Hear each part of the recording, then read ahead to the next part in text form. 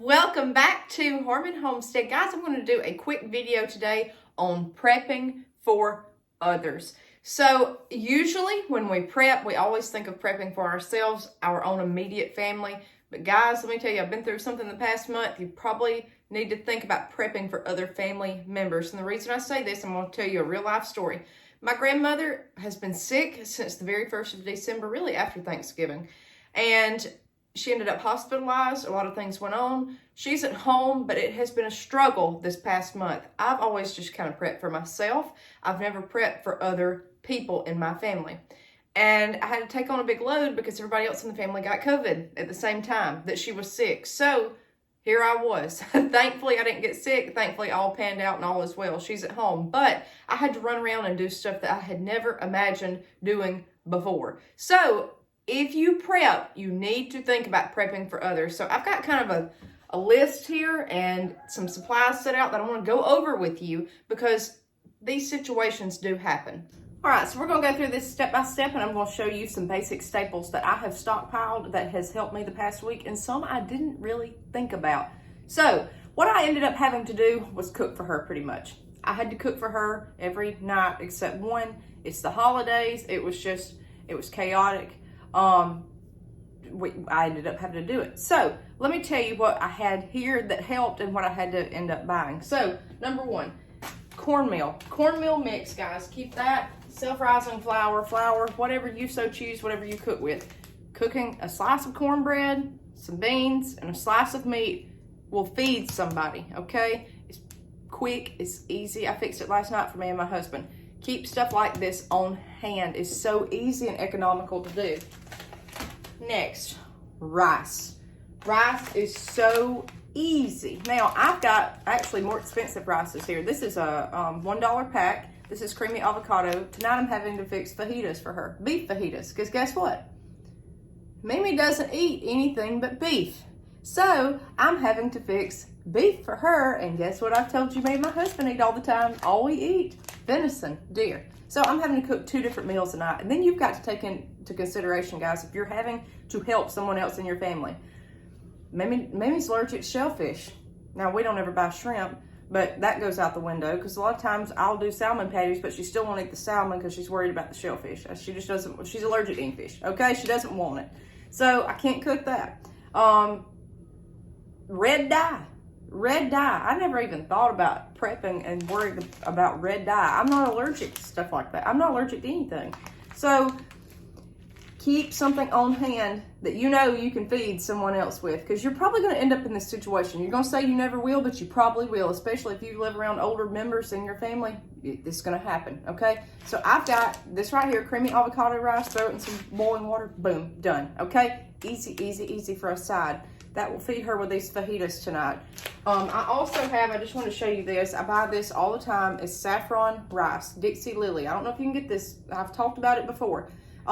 We can get it here in Alabama. It's the best rice you've ever had. I would rather pay more for this than the white rice. Now I have both, but I love this stuff. My husband requested it by name. So, and that brand tastes different than any other brand. So rice, cornbread, or rice, a piece of bread, something else. This is putting a meal on the plate to help you because you're running to the hospital back and forth, you're running to the pharmacy, you're having to pay bills because they're incapacitated, you're having to do this, you're having to do that. This is what I tell you we prep for, okay? This is what we prep for, not a zombie apocalypse necessarily. We prep for stuff like this. Just somebody being in the hospital or being sick for a month. It affects your life, okay? It affects their lives. So you have to prepare accordingly, and it makes things so much smoother when you do it this way. And usually, if you're the woman of the house, you're gonna be running around doing errands, you're gonna be taking care of everybody, and you're gonna be cooking. That's just, that's what I've ended up having to do. So, and I don't mind it a bit. Now, pasta, let's talk about that. This right here, okay, these used to be $1. They're very good. And now they're like $1.35, I think, at Walmart. You can get them cheaper at Dollar General, and you can get the Clover Valley brand. Go get those. I just picked up some of these. And let me tell you something else. You may not eat processed food. I don't eat this much anymore with my husband, so I don't have it on the shelf. This is something what I've failed this past month and something you can learn from. But, Meemaw can fix this with boiling water, and that will help. It's quick for me here to do. in boiling water. That way I don't have to stand over a stove for hours fixing a gourmet meal. She likes this kind of stuff. She doesn't want kale and kombucha, what I eat and drink. That's a problem. So you need to accommodate other people or plan, you know, hey, I might need a couple of these on the shelf. Don't go bazooka over it if you don't eat this kind of stuff, but I still would have 1 or 2 packs until you could get somebody on their feet, okay? Or get yourself on your feet, something very, very easy, because what we eat, and I've learned this past week, everything we eat is fresh pretty much except dried beans. So this fresh food, you're not going to have time to go out here in a garden and pick 50 buckets of kale while somebody's in a hospital. You're not going to have time to do all that. So your eating habits are changed. Their eating habits, you're having to accommodate them. Guys, homesteading and living a simplistic, toxin-free, process-free life is so wonderful, but your grandparents probably ain't going to want that stuff, okay? I'm just telling you. So it helps to have this on the shelf, and on the flip side, a lot of your kids are not going to want to eat that kind of stuff too, okay? So have something like that. It's super easy, super quick, and it's shelf stable. They last a couple of years on the shelf. I think this one is, if I can find a date on it, I don't even see a date. I know it's on there somewhere. I'm just not being able to see it right now, but they last a while, okay? Especially if they're undamaged, unopened.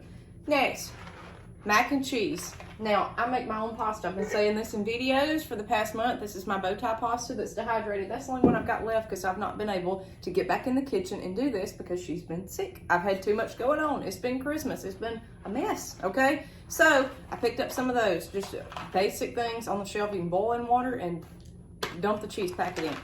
This and this, I would rather have this, okay? She would rather have this, so just get 1 or 2 and put it on the shelf. It helps, okay? It really, really, really helps when you're in that situation. And guys, I'm telling you, real life situations, because I've been through it and I know, okay? Especially still going through it right now. I'm still having to cook for her. So, you know, you do the best you can. One thing that has saved me and my husband, dried beans. I've got these coming out of my ears. I've got them everywhere. These are baby lima beans. In fact, last night I did one of my DIY soup mixes. I did the chili for me and my husband. Put some ground venison in it later on in the crock pot. The crock pot has been a lifesaver. If you're in some kind of life-altering situation, like hospitalization or a family member in the hospital, you're not able to cook, you got a crock pot, it's wonderful. Again, I'm talking about if you got electricity, all is well. It's just an internal event, okay? But dried beans, you put these in the crock pot and they'll be cooked. Okay, that's what I did with my chili. You don't have to use a pressure cooker for these, none of that. You don't have to use the Instapot function for stuff like this. You put them in the crock pot on high, low, and they'll be done in a couple hours. Also, I have the canned beans. These are the canned lima beans. I just got them on the shelf. Again, boil it, dump it out. There's a side. You got your pasta side, some meat, and you're good to go. And that's a plate to feed somebody, whether it be yourself or others. Next, basic vegetables on the shelf. If you don't have carrots and peas, if you don't grow this, don't can it, have something like this, cut of meat, you've got roast, okay? Something very basic and simple that you can throw together and feed somebody. Potatoes, I've got all my canned potatoes over here. Potatoes with roast, something like that. Easy, easy, easy. Potatoes, to make mashed potatoes, you're gonna have to take a little while though. You're gonna have to have milk, butter, cheese, things like that, depending on how you wanna dress them up. Takes a while. I don't have a packet to show you, but the instant potatoes that you dump in boiling water, it's a lifesaver. It's fattening. If somebody's sick, she's been weak, so she needed something like that. Instant potatoes and some boiling water, good to go. Okay, you can even dress it up with some extra cheese or something just to get more carbs and fat in there, okay? With the potato, the starch. So, good stuff. Next, breakfast food. I did the video on the pancake mix. Pancakes, all you need is milk and eggs.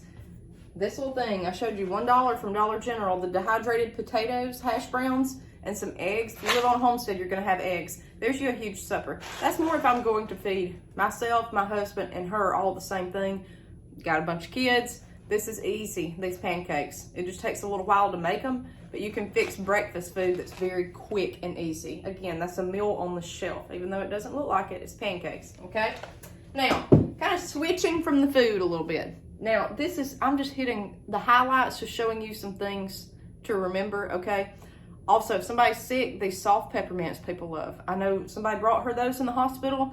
She sucked them down, okay? She loved them. So, Things like that you may want to keep on the shelf. Again, they're not going to last forever. Gatorade. A lot of people are against Gatorade. They make their own. That's fine. I like it if I get sick, so it's good to have it on the shelf, especially if you're weak for any reason.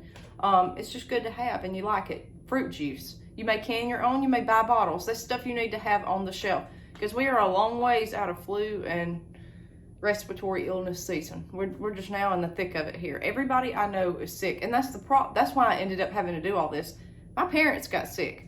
My mom's an only child. I'm an only child, so here we are. And I was left. And, you know, thankfully I was able to take care of her, but this is still ongoing. They're better now. Christmas was postponed, so it was just a mess, okay? So, you know, it's a lot on one person having to run around and do all this. So, I'm just trying to give you tips and tricks to help, okay? You may want a bag. I took a bag to the hospital. Bottled water, something to snack on yourself if you're sitting there for hours with nothing to eat. So you don't have to spend $3 in a vending machine for a honey bun, okay? Something like that is good to have on your shelf for you, okay? Not them, you. But that's that. So next, if non-perishable items that are for hygiene. If you go to the hospital anywhere else or you're sick, deodorant, toothpaste, shampoo, soap, things like that, razors, things you might need. We know this stuff, that's basic. Also, if you use Clorox wipes, something like that, she didn't even have anything contagious, okay? But I still was wanting, I didn't want it. I didn't want it. I don't need it. I don't want to fool with it. So something like that helps, okay? Especially right now with everybody sick. So things like that, hand sanitizer. I said, you know, it's been so long since I've had hand sanitizer. A lot of people don't use it. That's fine. I just wish I'd had it in a lot of situations, especially going in and out of a hospital or in and out of a grocery store, in and out of wherever. Everybody around here is sick right now. Every single person. I don't know many people that were even able to have Christmas here in Alabama because all their family members had the flu or COVID. So last but not least, this number one thing that I totally just blew the mark on, and I was way off kilter. I had to go clean her house. I helped her out with that, blah, blah, blah. I had to do her bed sheets. She was out of detergent. And that's the one thing. If somebody is sick, they're going to wash a bunch of clothes. When she got home from the hospital, she wanted to wash all of her clothes, understandably. You're going to go through blankets, sheets, quilts, pajamas, things like that. You're going to be washing more clothes. Have detergent on hand. Have a backup of that. I've slacked off. I hadn't been able to prep. I've ran through my preps, and then here I am having to go get this for her so I can have my own. That's my own open box. I'm going to try to amend some of this stuff today as soon as I can get back to town and do this. So the whole goal is here, every time you go to town, every time you go to the grocery store, pick up something extra because you're going to use through it and then you're going to be right back in the same boat, which is good in a way, but you don't want to be without. And also tonight they're talking about snow here in Alabama. That's a whole nother thing. They're just very light flurries. People have panicked. They showed the local Piggly Wiggly didn't have one slice of bread on the shelf, one loaf. Again, people panic buy, just like during, you know, the pandemic, everything else. So you want to have something on the shelf, okay? On the shelf. So these are just some basic things I can think of. This is mainly if you are having to cook for somebody and take care of somebody. I know there's a ton more items I could tell you, I could show you. This is just kind of what got me through the week. Again, you need to plan for other people too. I wish I had of, okay? You need to prep for other people. And again, take into consideration food allergies, what they prefer. Now, if she was starving to death, yeah, she'd eat what I eat, but she's not. The stores are open, so I'm kind of obligated to cook what she wants, okay? You know, I don't want to feed her something she doesn't want to eat. And, you know, it's not the end of the earth where there's one carrot left. So we can do that, but still it's more time consuming. Allergies, food preferences, convenience, okay? Convenience on your shelf. Even if you don't eat processed food, get a couple of things, put it back. That way you can take care of somebody else that does eat it, okay? Makes life a whole lot easier.